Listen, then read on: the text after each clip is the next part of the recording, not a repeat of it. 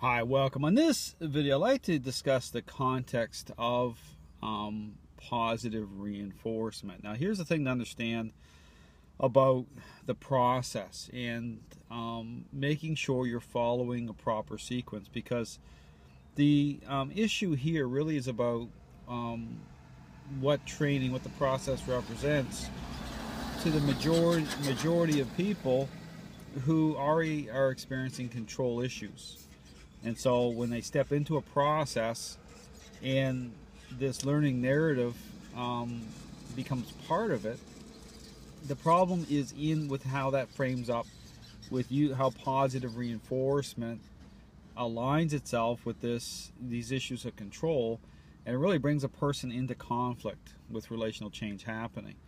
Now, a lot of times, again, people will look at, say, even stepping into, when I go into people's home environment, their first thought is, when can I pet my dog? I mean, it's so much about, becomes about that. And I understand that, because again, we have dogs in our lives because we want them to meet our needs. However, the problem is about the issue about relationship. It's about how it ties in through the process and then becomes a problem based on what's currently happening in the relationship. So it's no different than, again, I use a lot of examples and tie them align them with parenting. It's like having a problem in a relationship with a child, and how you tie in, creating parental influence with, incentivizing change.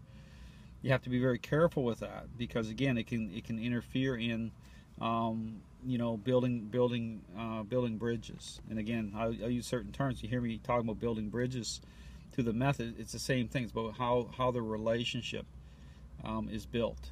Okay, how the person fades into the picture relationally. But again, getting back to this issue of positive reinforcement. Okay, and here's the thing to understand about this whole learning narrative is absolutely dogs connect dots. Okay, getting a dog to do something you want to do, it extends beyond just this idea about learning, which again, bring it back to how that can interfere, okay, in the relational changing process. But understanding learning theory itself is built on focus, but focus comes through relational change. So it's about sequence. So the sequence itself, it's about clarity of process. For example, through this system, it's understanding to make sure nothing interferes in that process, in the goal of creating relational change, especially in certain aspects of training, as it relates to, say, service dog training or anything task specific. You have to make sure that the sequence is following, because again, if you incorporate that learning narrative in too soon, I'll talk about this in a second, how these things all play out. Too soon, you could set yourself up for a problem and not even get a sense of why the problem's happening, based again on how it's framing up, through the person, what that learning narrative represents in and through that person, as changes is how change is defined, and how the focus of the dog, okay, aligns through that process. So again, getting back to the issue of sequencing, so through this system, it's about approaching the process in a pure type of form, okay, into a relational change. So the methodology itself, okay, plays a role in that, an incredible role in that, because it's specific to change, to the relational changing process. So, but as change, takes shape, okay, as the focus of the dog begins to, come online, where, the dog's focused on what the owner wants or the handler wants, then this issue about connecting dots, as people want to define it through learning, that's when it comes online. But then it's like the fun stuff, okay? All the hard work's been done, but it's about being intentional about the process. So all the hard work's been done. Then as for getting the dog to do what you want, that's easy, because now you already have the focus, which came through the relational changing process, to approaching training properly. Whereas people get ahead of themselves here, and this is the problem, is that they look at this issue about focus, getting the dog to focus on them or focus on what they want. And you got these control issues going on, and it's a mess, okay? Because you're trying to establish focus through this learning narrative without understanding how it is that everything filters through relationally, where the focus truly comes from. So again, I would just encourage people to think about that. This is about sequencing.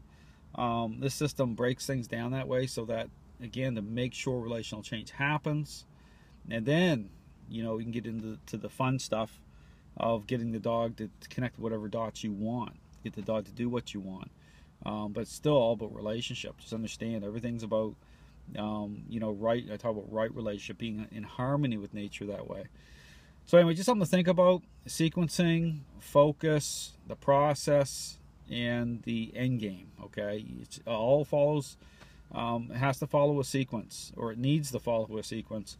Otherwise, you know, you're setting yourself up to not know what's happening, and then the focus begins to shift wrongly onto the dog as the problem, whereas it's really the training approach. Okay, it's how that approach identifies the process. It's really, really important to understand. This is why, again, going back, why some people can incorporate learning in and have, you know, some fun, you know, along the way as dots connect.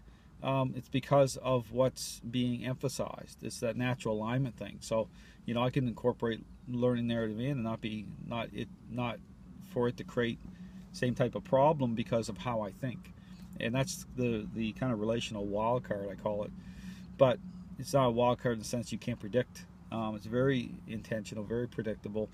But it's one of these things I call a wild card in a sense because it's very unpredictable for those who aren't looking at the process a certain way. So thanks for watching.